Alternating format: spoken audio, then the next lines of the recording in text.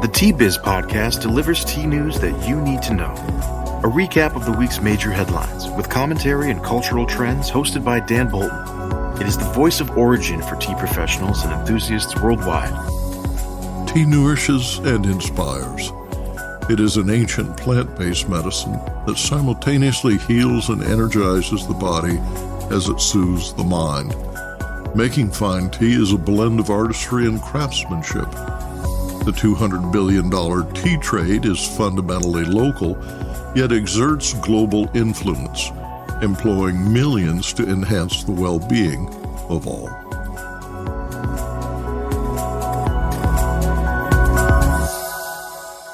Hello, everyone. Here are this week's headlines. International Tea Day is Tuesday, May 21st. Yogi tea recalls an herbal blend with high levels of pesticide residue. And Kenya's president urges the tea sector to add value. Plus, the ins and outs of organic refrigerated tea. According to Mintel International, refrigerated ready-to-drink teas are leading the growth in the ready-to-drink category. U.S. sales are approaching $1.5 billion of the $4.2 billion worth of bottled tea that is sold in multi-outlets. Interestingly, it's not just the younger generation driving this growth. Older tea drinkers and millennials are also contributing, while Gen Zs prefer hot herbal infusions and sweeter profiles, including flavored green teas in ready-to-drink format. Founder and CEO of beverage brand Uncle Matt's Organic, joins Tea Biz to discuss why his brand is betting on refrigerated, Southern-style black teas. His sweet tea features a blend of organic agave and stevia. He says most traditional sweet teas contain 30 to 40 grams of sugar, using a mix of cane sugar and artificial sweeteners. His third tea is a sweetened half and half, made with organic lemonade.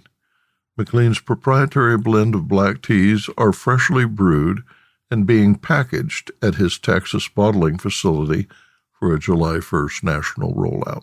More in a minute, but first, this important message. What makes a perfect cup of Ceylon tea? The perfect cup is from the tea businesses that ensure the protection of all the children living within their tea estates. We salute Kailani Valley, Talawakili, Bogawanthalawa, Harana, and Elliptia tea estates. Support Save the Children, Sri Lanka. The United Nations will celebrate International Tea Day on Tuesday, May 21st, with a live webcast from Rome. This year's theme is Honoring Women Around the World, from Crop to Cup. Hours are 9 a.m. to 11 a.m. CEST, that's Rome, 3 a.m. to 5 a.m. EST, New York, and 3 p.m. to 5 p.m. BJT, Beijing. FAO Director General Dong-Yu Chu will inaugurate the event. His address will be followed at 9:30 a.m. by a global dialogue with women representing the tea and coffee sectors. An exhibition and tasting of tea and coffee will follow from 11 a.m. to 5 p.m. The address can be heard in Arabic, Chinese, English, French, Russian, and Spanish. Access is free. Visit fao.org/international-tea-day to find the link to log in or visit the Tea Biz blog. The Tea and Herbal Association of Canada's SOFA Summit is scheduled from 8:30 a.m. to 6:30 p.m. EST. THAC President Shabnam Weber hosts the annual live stream. 20 guests participate in casual interviews throughout the day. The schedule consists of half-hour conversations with government and tea association officials, tea professionals, retailers, blenders, growers, brand owners, and tea makers. Shabnam's a delightful host, touring Vietnam, Sri Lanka, India, Malawi, the U.S., the U.K., Canada, Argentina, Australia, and China, all in one day. Finally, next week, the Purple and Specialty Tea Association of Kenya, PSTAC, will hold its inaugural conference in the Nandi Hills on May 22nd and 23rd. The event, endorsed by the Kenya Tea Board, spotlights Africa's untapped potential in orthodox tea production. According to organizer Boaz Kata, founder of Tumoy Tea, the conference will include tours, tastings, and presentations relevant to tea professionals. Register at the Kenya Tea Board website. East West Tea Company, makers of Yogi tea, voluntarily recalled 877,000 tea bags because of high levels of pesticide residue. The Yogi non-GMO, caffeine-free, organic Yogi Echinacea Immune Support Herbal Supplement tea bags are distributed in the U.S. and Canada.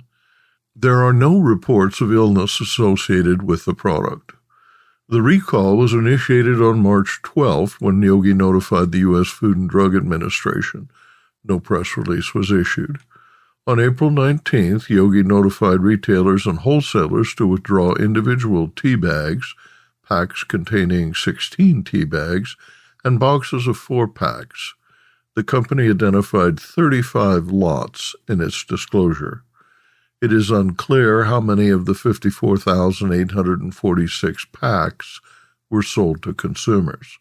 Individual packs on Amazon.com sell for $13.24 Canadian dollars in Canada, or $8.28 in the U.S.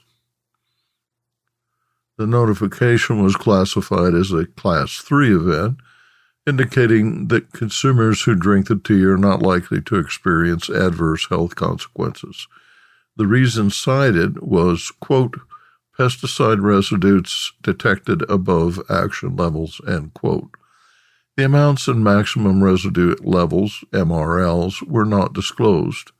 MRLs are legal and enforceable limits for individual chemicals and combination of chemicals used to protect plants from insects, weeds, and diseases. An investigation is ongoing. If you have purchased the product, either discard it or return it to the place of purchase for a possible refund. East West provides this phone number, 1-800-964-4832, for additional information, and has a customer service link on its website. Kenyan President William Ruto urged key policymakers and Kenya Tea Development Agency factory chairmen and directors to step up efforts to brand tea, boost farmer income, and increase the country's visibility in the global market. Kenya currently exports about 90% of its tea in bulk at prices that average $1.50 to $2 per kilo. Adding value will fetch the best price for farmers, he said. Ruto said he is dissatisfied with the progress made since last year when he told KTDA factory operators they must export at least 60% processed and branded tea in 3 to 5 years. Quote, last year we did away with taxes on packaging materials for tea. We therefore have to expand common user facilities and add value to our tea, end quote, Ruto said, adding, quote, we are the largest tea producer in the world, yet we don't have a Kenyan tea brand, and therefore our product gets lower prices than those of countries that produce less than we do, end quote. He said KTDA factories must establish common user facilities. We cannot continue exporting our tea in sacks, he said. KTDA and the Tea Board of Kenya must work together to brand our tea. He also announced that KTDA's 69 factories could no longer charge farmers a 2.5% management fee and directed that it be reduced to 1.5%. President Ruto encouraged KTDA to hold free and fair elections, emphasizing that the government has no preferred candidate. A third of KTDA's directors are elected annually. The 60 directors from Moranga's 10 KTDA factories are running for re-election in June. Those attending the May 14th meeting at the State House in Nairobi included Senate Majority Leader Aaron Cheruiyot from Carrico and Senator Camu Marango from Kariaga, as well as several members of Parliament. Quote, "We will meet here in 3 months to assess the progress in resolving all the issues you have raised," end quote, Ruto told the tea leaders. And now, a word from our sponsor. Hello, I'm Bogdan, a passionate tea drinker and the inventor of the ultimate tea machine, the BrewMaker 1. Preparation is key to making fine tea. Sequential steepings deliver the best taste possible and unlock the true value of whole leaf teas and botanicals. Brew automates that process without using any pots or capsules. This simple-to-operate, smartphone-controlled device stores steeping profiles to consistently make great tea at the push of a button. Brew also reduces time, waste, and energy. That's because I engineered the brew to remember control settings for temperature, brewing time, and quantity. Using my patented process lets you stack steeps simply and conveniently. According to Mintel International, refrigerated ready-to-drink teas are leading the growth in the ready-to-drink tea category. U.S. sales are approaching $1.5 billion of the $4.2 billion worth of bottled tea that is sold in multi-outlets. Interestingly, it's not just the younger generation driving this growth. Older tea drinkers and millennials are also contributing, while Gen Zs prefer hot herbal infusions and sweeter profiles, including flavored green teas in the ready-to-drink format. Matt McLean, founder and CEO of beverage brand Uncle Matt's Organic, joins Tea Biz to discuss why his brand is betting on a refrigerated Southern-style black tea. His sweet tea features a blend of organic agave and stevia. He says most traditional sweet teas contain 30 to 40 grams of sugar using a mix of cane sugar and artificial sweeteners. His teas are unsweetened and sweetened a half and half, made with organic lemonade. McLean's proprietary blend of black teas is freshly brewed and is being packaged at his Texas bottling facility for a July 1st national rollout.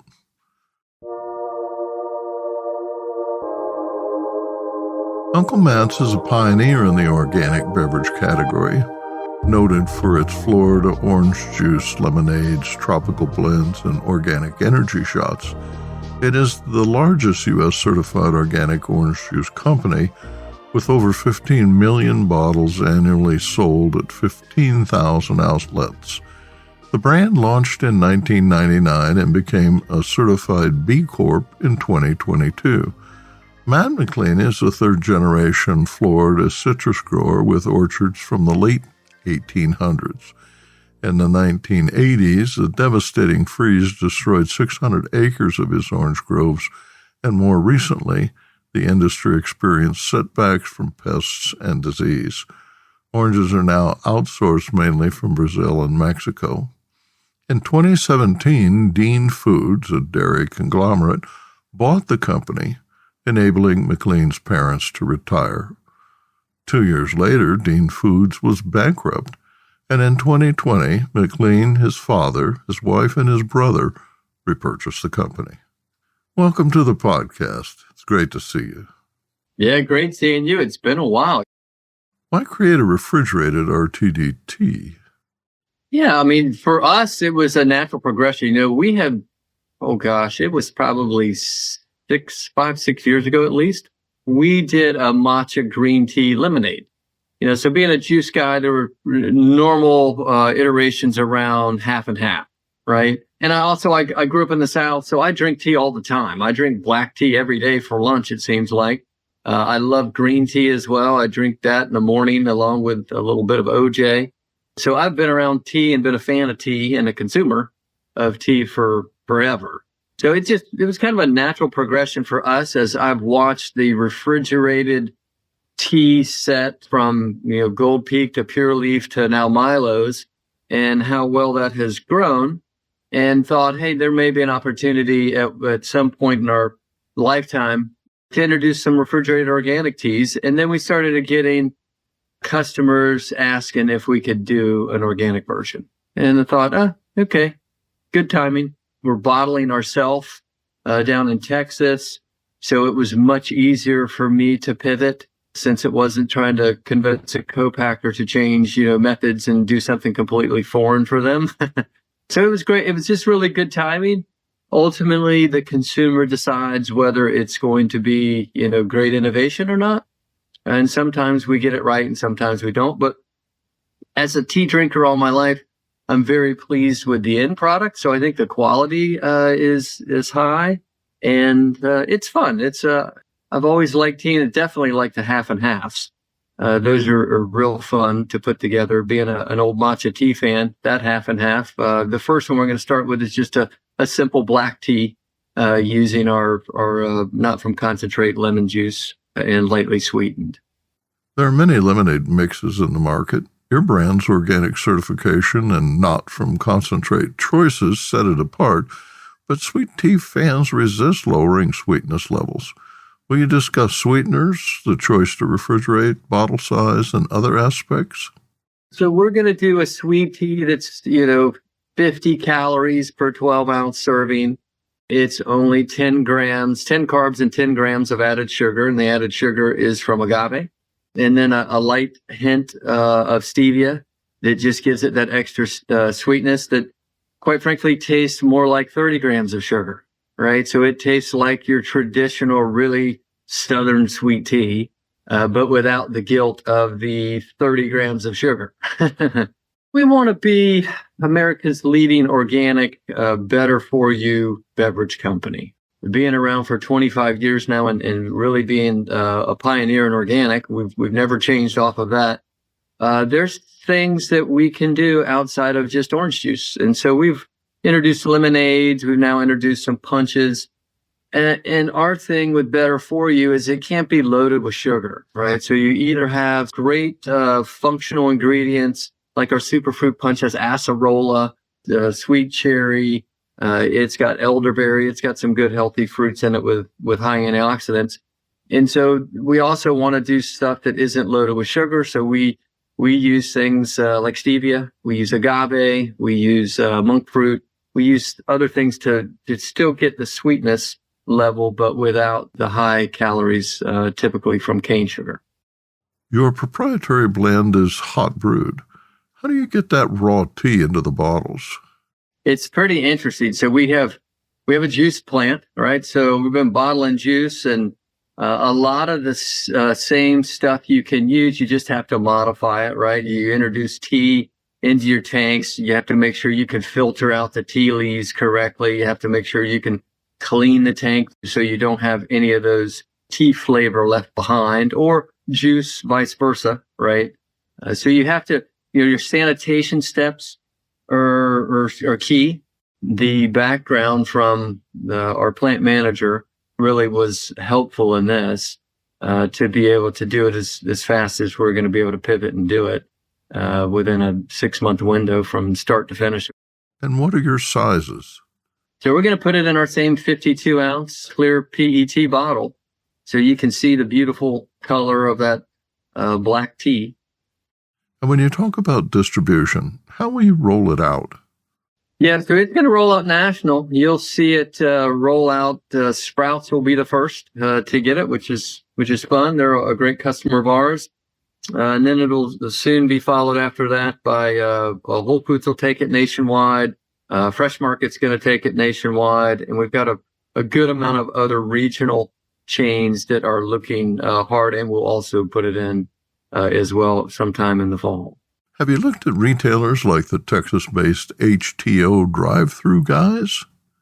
Yeah, it's kind of funny. Those are, now that we're bottling out in Texas, the little town that our manufacturing plant is, there's an HTO that just popped up I'm like, well, this is maybe a sign. Maybe I am doing the right thing, moving up into tea.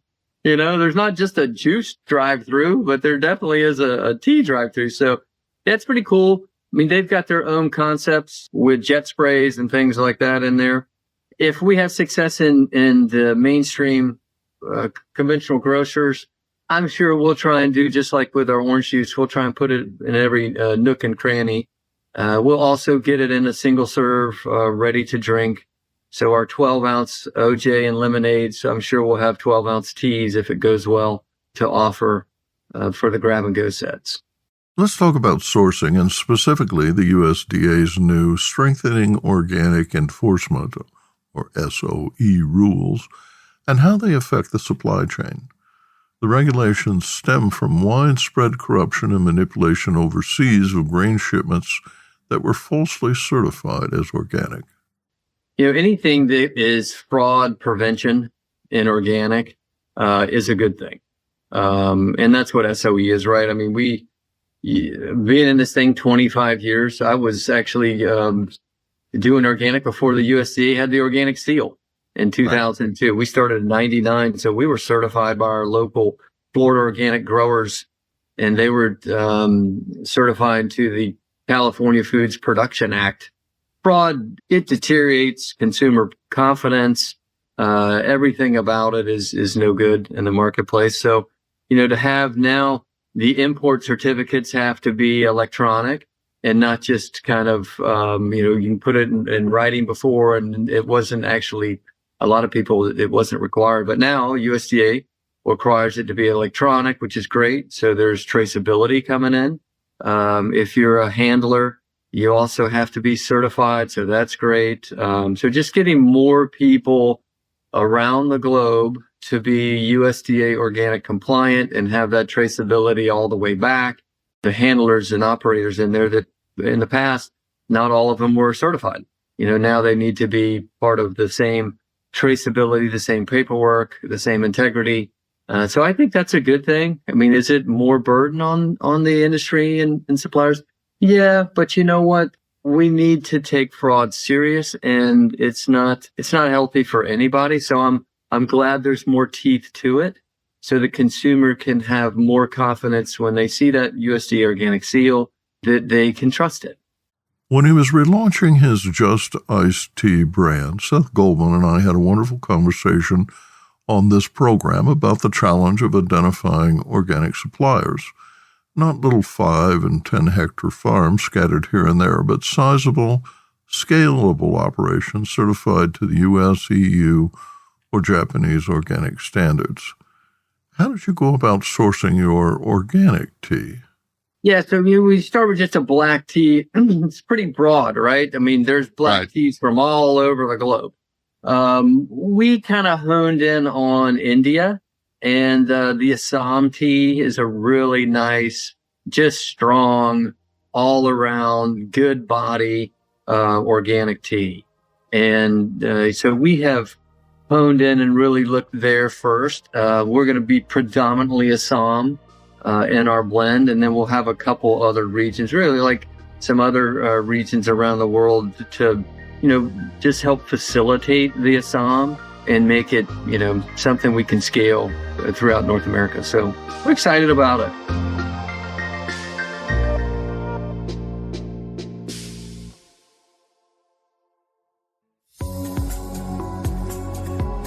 Intrigued by what you heard in today's podcast? Would you like to learn more from our global network of Tea Biz journalists and tea experts? Remember to visit the Tea Biz website for more comprehensive coverage. That's www.t-biz.com.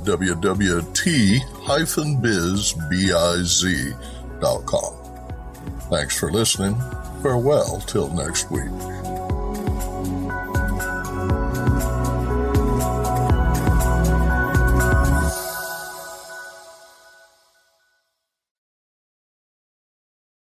Produced by Adavita Studios. Connect your voice to the world.